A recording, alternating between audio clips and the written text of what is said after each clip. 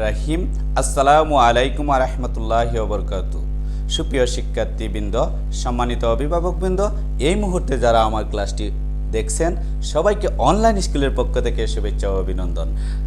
প্রিয় শিক্ষার্থীবৃন্দ, আপনারা সবাই কেমন আছেন? বিশ্বাস ভালো আছেন, সুস্থ আছেন, স্বাস্থ্যবিধি মেনে বাড়িতে আছেন। আমি Mohammad Abdur Rahim Talukdar, assistant teacher, MSc math, Saidpur Bazar Fazil degree madrasa, Sylhet division from Bangladesh. প্রিয় শিক্ষার্থী বন্ধুরা, আজ আমি একটি অত্যন্ত গুরুত্বপূর্ণ টপিকস নিয়ে আপনাদের সম্মুখে উপস্থাপন করব। আমার বিশ্বাস এই টপিকটি যদি মনোযোগের সহিত অনুধাবন করেন তাহলে অবশ্যই ভালো বিষয় সম্পর্কে ভালো ধারণা পাবে। তাহলে চলো বন্ধুরা, আর দেরি না করে এখনই শুরু করা যাক আমাদের আজকের আলোচ্য বিষয়। সুপ্রিয় শিক্ষার্থী বন্ধুরা, আমি প্রথমে আপনাদেরকে একটি কিছু সংখ্যা দেখাচ্ছি। আপনারা অবশ্যই দেখতে পাচ্ছেন, তাই না? এই সংখ্যাগুলোকে কী ধরনের সংখ্যা বলা হয়? Okay, thank you so much my dear student. এই সংখ্যাগুলোকে বলা হয় বাস্তব সংখ্যা। আমি আরেকটা পেজ আপনাদেরকে দেখাচ্ছি। এখানে রয়েছে 1কে 3 দ্বারা যদি আমরা ক্যালকুলেটর দ্বারা ভাগ করি অথবা নিজেরা যদি ভাগ করি, বারবার আমরা দেখতে পাচ্ছি যে 3 ভাগফল আসে, তাই না বন্ধুরা? এই বারবার আশাকৃত সংখ্যা যদি আমরা সারা জীবন চেষ্টা করি, তার বাদেও কি এটাকে করে শেষ করতে পারবো না। এই ধরনের সংখ্যাকে কি বলা হয়? যদি একই ধরনের সংখ্যা আসে তাহলে এই ধরনের সংখ্যাকে বলা হয় অসীম আবৃত ভগ্নাংশ সংখ্যা। ওকে, এক্সিলেন্ট মাই ডিয়ার স্টুডেন্ট। তাহলে আজকের পাঠ শিরোনাম হবে বাস্তব সংখ্যার অসীম আবৃত দশমিক সংখ্যা। Understand my dear student? আপনারা অবশ্যই পাঠ শিরোনামটি খাতার মধ্যে লিখে নেবেন। Okay, thank you so much my dear student. এখন আমরা এই পাঠ শেষে কি শিখব সেই বিষয় নিয়ে একটু ধারণা দিচ্ছি আপনাদেরকে। তাহলে আমরা একটু শিকন পল খাতার মধ্যে লিখে নিব। সুপ্রিয় শিক্ষার্থী বন্ধুরা, এখান থেকে আমরা যা শিখতে পারবো তা হচ্ছে 1 নাম্বার 1, অসীম আবৃত দশমিক ভগ্নাংশের সংজ্ঞাসহ প্রকার ধারণা লাভ করতে পারবো। আন্ডারস্ট্যান্ড? নাম্বার 2, সদিশ ভগ্নাংশে প্রকাশ করতে পারবো। নাম্বার 3, এর যোগ এবং বিয়োগ সমস্যার সমাধান করে সৃজনশীল প্রশ্নের উত্তর দিতে পারবো। তাহলে চলো আমরা শুরু করি আজকের আলোচ্য বিষয়। সুপ্রিয় শিক্ষার্থী বন্ধুরা, আমরা এই বাস্তব সংখ্যা সম্পর্কে 2টি ক্লাস ইতিপূর্বে নিয়েছি। আপনারা দেখতে পাচ্ছেন যে বাস্তব সংখ্যাকে 2 ভাগে ভাগ করা হয়েছে। একটি মূলের সংখ্যা, অমূলের সংখ্যা। মূলের সংখ্যাকে আবার 2 ভাগে ভাগ করা হয়েছে, ভগ্নাংশ সংখ্যা এবং পূর্ণ সংখ্যা। ভগ্নাংশ সংখ্যাকে আবার 2 ভাগে ভাগ করা হয়েছে, একটি হচ্ছে দশমিক সংখ্যা, অন্যটি সাধারণ সংখ্যা। সুপ্রিয় শিক্ষার্থী বন্ধুরা, এই দশমিক সংখ্যাকে আবার 2 ভাগে ভাগ করা হয়েছে, সসীম দশমিক ভগ্নাংশ সংখ্যা এবং অসীম আবৃত দশমিক ভগ্নাংশ সংখ্যা। সুপ্রিয় শিক্ষার্থী বন্ধুরা, আজকে আমরা এখান থেকে অসীম আবৃত ভগ্নাংশ থেকে শুরু করব। আমরা প্রথমেই জেনে নেব যে অসীম আবৃত ভগ্নাংশ কাকে বলে। আমি প্রথমেই এই অসীম আবৃত ভগ্নাংশ বোঝানোর জন্য আমি 2টি উদাহরণ দেব, তাহলে আপনারা আমার বিশ্বাস বুঝে যাবেন। সুপ্রিয় শিক্ষার্থী বন্ধুরা, এখন একটু দৃষ্টিপাত করো বোর্ডের দিকে। 2.45 পৌনঃপুনিক, আর এখানে আমি লিখে নিলাম 4.3256 পৌনঃপুনিক। সুপ্রিয় শিক্ষার্থী বন্ধুরা, এই অসীম আবৃত দশমিক অসীম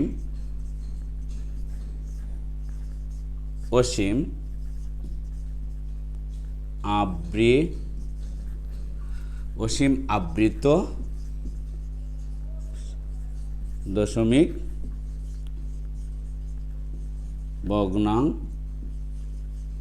ভগ্নাংশ। সুপ্রিয় শিক্ষার্থী বন্ধুরা, এই অসীম আবৃত দশমিককে 2টি ভাগে ভাগ করা হয়েছে। একটি হচ্ছে বিশুদ্ধ অসীম আবৃত দশমিক আর অন্যটি হচ্ছে মিশ্র আবৃত দশমিক। আমি এখানে বুঝিয়ে দিচ্ছি, আপনারা অবশ্যই দেখতে পাচ্ছেন এই 2 অর্থাৎ দশমিকের পর 2টি ডিজিট রয়েছে, এই 2টি ডিজিটের মধ্যেই রয়েছে পৌনঃপুনিক, তাই না বন্ধুরা? তাহলে দশমিকের পরে এখানে অন্য কোনো সংখ্যা নেই, 2টি সংখ্যা রয়েছে পৌনঃপুনিক সংখ্যা। আবার এই সংখ্যার মধ্যে আপনারা দেখতে পাচ্ছেন যে 2টি সংখ্যা দশমিকের পরে দুটি ডিজিট পৌনঃপুনিক আর দুটি ডিজিট পৌনঃপুনিকহীন। তাহলে এখানে আবৃত অঙ্কের সংখ্যা দুটি, এখানে অনাবৃত অঙ্কের সংখ্যা দুটি, আর এখানে শুধু আবৃত অঙ্কের সংখ্যা রয়েছে। তাহলে সুপ্রিয় শিক্ষার্থী বন্ধুরা, এই দুইটি প্রকার যদি আমি একটু আলোচনা করি তাহলে বলবো যে দশমিকের পরে যদি আবৃত অংশ থাকে, শুধুমাত্র আবৃত অংশ থাকে, তাহলে সেটিকে বলা হয় বিশুদ্ধ দশমিক ভগ্নাংশ বা বিশুদ্ধ পৌনঃপুনিক সংখ্যা। আবার দশমিকের পরে যদি আবৃত অংশ এবং অনাবৃত অংশ দুটি অংশই থাকে, তাহলে সেটাকে বলা হবে মিশ্র দশমিক ভগ্নাংশ। আর দশমিকের পরে একটি আবৃত অংশ শুধু থাকলে সেটাকে বলা হবে বিশুদ্ধ পৌনঃপুনিক সংখ্যা। তাহলে চলো বন্ধুরা আমরা একটু জেনে নিই। এটা হচ্ছে, আমরা যদি দুই ভাগে ভাগ করি, বিশুদ্ধ আর এটা হচ্ছে মিশ্র আর বিশুদ্ধ। Understand my dear student? Okay, তাহলে আমরা এখন দেখে নিব এই চারটি। সুপ্রিয় শিক্ষার্থী বন্ধুরা, আমরা এখানে উদাহরণে যা দেখেছিলাম সেটি একটু ফলো করে নিই। অসীম আবৃত দশমিক ভগ্নাংশকে দুইটি ভাগে ভাগ করা হয়েছে। তার একটি হচ্ছে বিশুদ্ধ পৌনঃপুনিক ভগ্নাংশ, অন্যটি হচ্ছে মিশ্র পৌনঃপুনিক ভগ্নাংশ। এই বিশুদ্ধ ভগ্নাংশ হবে সেটি উদাহরণ 1.3 পৌনঃপুনিক, অর্থাৎ দশমিকের পর যদি একটি মাত্র শুধু পৌনঃপুনিক অংশ থাকে তাহলে সেটা হচ্ছে বিশুদ্ধ। আর যদি দশমিকের পরে মিশ্র পৌনঃপুনিক ভগ্নাংশ, দশমিকের পরে যদি আবৃত অংশ এবং অনাবৃত অংশ উভয় মিলে থাকে, তাহলে সেটাকে বলা হবে মিশ্র পৌনঃপুনিক ভগ্নাংশ। সুপ্রিয় শিক্ষার্থী বন্ধুরা, আশা করি আপনারা এ পর্যন্ত বুঝে গিয়েছেন, তাই না বন্ধুরা? Okay, thank you so much my dear student. এখন আমরা প্রস্তুত থাকবে, আমি প্রত্যেককে এক একটি প্রশ্ন করব, দেখি আপনারা কতটুকু বুঝে গিয়েছেন। আমি এখানে নিয়ে নিলাম 4.5, 6, 7, 8 পৌনঃপুনিক, 783 পৌনঃপুনিক। সুপ্রিয় শিক্ষার্থী বন্ধুরা, বলো তো, আমি প্রত্যেককে বলছি, জেরিন বলো তো এই অংশে পৌনঃপুনিক সংখ্যা কত? Okay, excellent, 783। Okay, thank you so much my dear student. Okay, Karim বলো তো অনাবৃত অঙ্কের সংখ্যা কত? 56। Okay, thank you so much. তাহলে পূর্ণ সংখ্যা কত? 4। ওকে, রফিক বলেছে পূর্ণ সংখ্যা 4। Understand my dear student? আমার বিশ্বাস শিকনফল 1, আপনারা শিকনফল 1 ছিল সংজ্ঞা সহ প্রকার আপনারা বুঝে গিয়েছেন। আমরা এখন শিকনফল 2তে চলে আসব। সুপ্রিয় শিক্ষার্থী বন্ধুরা, শিকনফল 2তে আপনারা দেখতেই পাচ্ছেন যে তার পূর্বে আমরা এই সংখ্যাগুলো একটু দেখে নিই। সুপ্রিয় শিক্ষার্থী বন্ধুরা, এই সংখ্যাগুলো একটু আমরা এখন দেখে নেব। আবৃত দশমিক ভগ্নাংশ, যে সকল দশমিক ভগ্নাংশের দশমিক বিন্দুর ডান দিকে একটি অঙ্ক বারবার বা একাধিক অঙ্ক পর্যায়ক্রমে বারবার আসে, এদেরকে বলা হয় আবৃত দশমিক ভগ্নাংশ। আন্ডারস্ট্যান্ড? ওকে, বিশুদ্ধ পৌনঃপুনিক সংখ্যা বা ভগ্নাংশ সংখ্যা, দশমিক ভগ্নাংশের দশমিক বিন্দুর পর আবৃত ছাড়া অন্য কোনো অঙ্ক না থাকলে একে বিশুদ্ধ পৌনঃপুনিক ভগ্নাংশ বলে। আমরা ইতিপূর্বে আলোচনা করেছি। মিশ্র পৌনঃপুনিক ভগ্নাংশ, পৌনঃপুনিক দশমিক ভগ্নাংশের দশমিক বিন্দুর পর আবৃত অঙ্ক ছাড়া এক বা একাধিক অঙ্ক থাকলে একে মিশ্র পৌনঃপুনিক ভগ্নাংশ বলা হয়। এখানে প্রত্যেকটার উদাহরণ রয়েছে। Understand my dear student? Okay, excellent. এখন আমরা শিকনফল অনুসারে শিকনফল 2তে চলে যাব। শিকনফল 2তে কী রয়েছে আপনারা দেখতে পাচ্ছ? অবশ্যই শিকনফল 2তে কী রয়েছে আপনারা দেখতে পাচ্ছেন যে শিকনফল 2তে রয়েছে সদিশ আবৃত ভগ্নাংশে প্রকাশ। সুপ্রিয় শিক্ষার্থী বন্ধুরা, সদিশ আবৃত ভগ্নাংশে প্রকাশের জন্য আমরা এখন 3টি সংখ্যা নেব।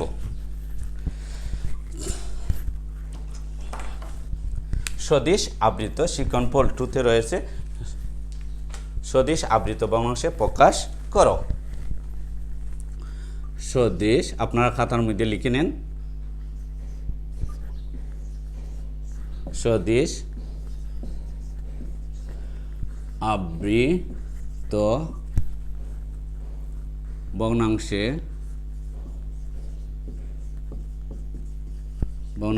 প্রকাশ।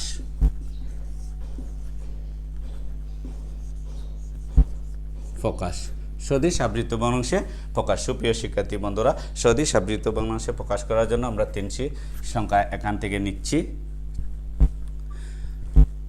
0. এই সংখ্যাটি আমরা প্রথম নিচ্ছি। 0.006 পৌনঃপুনিক নাম্বার 1। নাম্বার 2 0.92 পৌনঃপুনিক। নাম্বার 3 0.0134 পৌনঃপুনিক। Understand my dear student? Okay, thank you so much. এখন আমরা এটিকে সদিশ করব। সুপ্রিয় শিক্ষার্থী বন্ধুরা, এখন প্রথম সংখ্যাটিতে কয়টি অনাবৃত অংশ রয়েছে? 2টি। আর আবৃত অঙ্কের সংখ্যা কয়টি? 1টি, 1। এখানে অনাবৃত অঙ্কের সংখ্যা নেই, কিন্তু আবৃত অঙ্কের সংখ্যা 2। এখানে রয়েছে আবৃত অঙ্কের সংখ্যা 1, আর এখানে রয়েছে অনাবৃত অঙ্কের সংখ্যা 3। প্রিয় শিক্ষার্থী বন্ধুরা, এই জায়গার মধ্যে এসে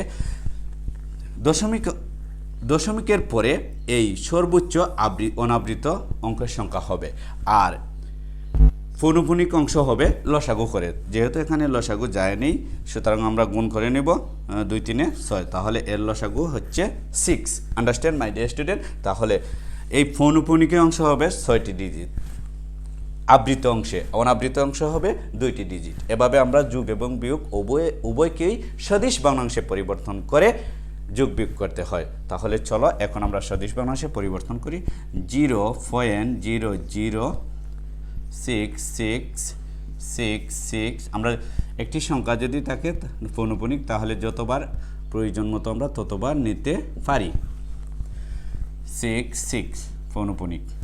এটাকে আমরা লিখতে পারি 0.92929292। এটাকে আমরা লিখতে পারি 0.01401341341 পৌনঃপুনিক। সুপ্রিয় শিক্ষার্থী বন্ধুরা, তাহলে আমাদের শিক্ষণফল ছিল সদিশ ভগ্নাংশে পরিবর্তন করতে হবে। তাহলে সদিশ ভগ্নাংশে আমরা এই পর্যন্ত লিখলে আমরা আনসার হয়ে যাবে সদিশ ভগ্নাংশে প্রকাশ। ওকে, এক্সিলেন্ট মাই ডিয়ার স্টুডেন্ট। এখন আমরা এই সদিশ ভগ্নাংশের 3 নম্বর শিক্ষণফল হচ্ছে এর যোগ এবং বিয়োগ সমস্যার সমাধান। আমরা এখন এটিকে যোগ করব। সদিশ ভগ্নাংশে প্রকাশ করতে হলে অবশ্যই যোগ বিয়োগ করতে হলে সদিশ ভগ্নাংশে প্রকাশ করে যোগ বিয়োগ করতে হবে। তাহলে আমরা এখন শিক্ষণফল 3-তে চলে যাচ্ছি। যোগ করো।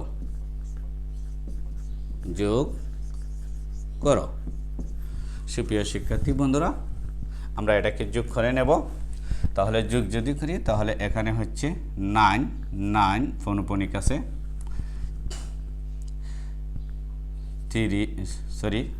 2 7 3 9 9 4 পয়েন্ট এত।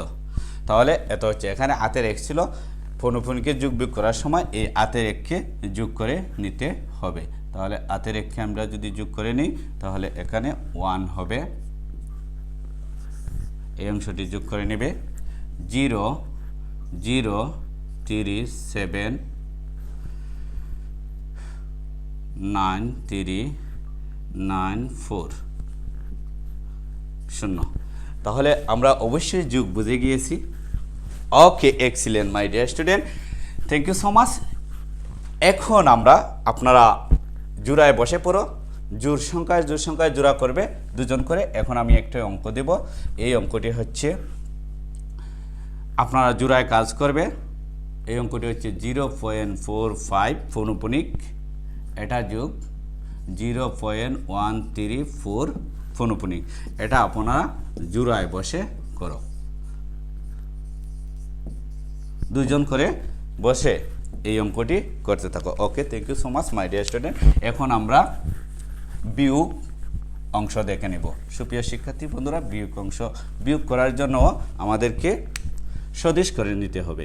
বিয়োগ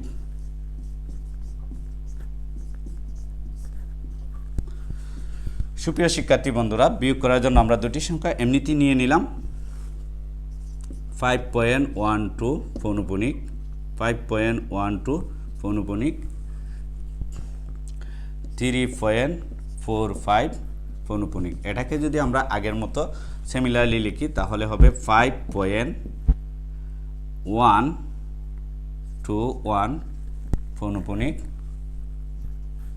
এখানে হবে 3.455। সুপ্রিয় শিক্ষার্থী বন্ধুরা, এখন যদি আমরা যোগ করেন এটাকে বিয়োগ করি, আমরা কি করব? বিয়োগ করব। এটা দাঁড় করে নিয়ে আসলাম 11 থেকে 5 গেলে 6, এখানে থাকে 6, এখানে হচ্ছে 6, এখানে হচ্ছে 0.1। Understand my dear student? Okay, যেহেতু আমরা দাঁড় নিয়েছিলাম, এই দাঁড় একে আমরা কি করব? মাইনাস করে দেব। তাহলে দাঁড়াচ্ছে কত? 5 পৌনপুনিক, এখানে পৌনপুনিক আছে, 5 পৌনপুনিক 6 পৌনপুনিক 6.1 আনসার। তাহলে আশা করি আপনারা বিয়োগ বুঝে গিয়েছেন। ওকে, এক্সিলেন্ট মাই ডিয়ার স্টুডেন্ট। এখন আমি আপনাদেরকে গ্রুপে কাজ দেব, আপনারা সবাই প্রস্তুত থাকবে। আপনারা 5 জন করে গ্রুপে বসে এই অঙ্কটি সলিউশন করে নিবে। 8.49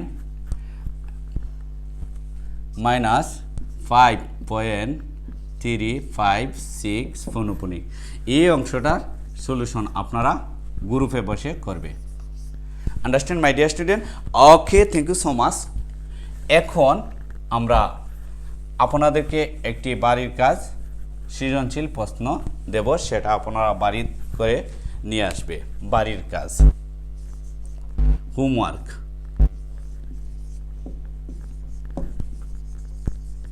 বাড়ির কাজ। প্রিয় শিক্ষার্থী বন্ধুরা, বাড়ির কাজ করার জন্য আপনাদেরকে একটি সৃজনশীল প্রশ্ন দিচ্ছি, আপনারা এটা খাতায় লিখে নিবে। যদি x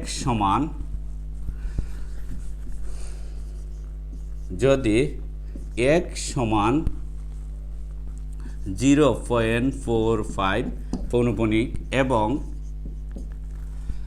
y সমান 0.134 পৌনপুনিক হলে x ক নাম্বার x এবং y কি ধরনের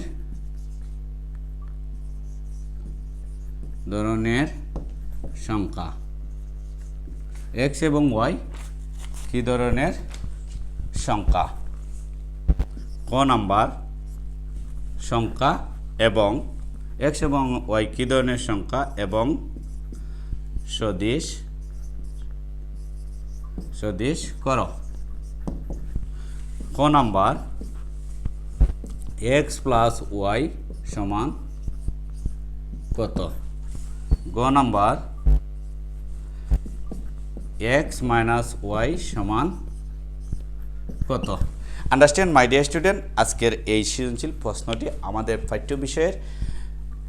পাঠ্য বইয়ের এবং আজকের যে পাঠ আলোচনা করেছি সেই পাঠের আলোচনার ভিত্তিতে দিয়েছি। আশা করি আপনারা পারবে। আমার সাথে এ পর্যন্ত সবাই থাকার জন্য সবাইকে জানাচ্ছি আন্তরিক শুভেচ্ছা ও অভিনন্দন। আল্লাহ হাফেজ।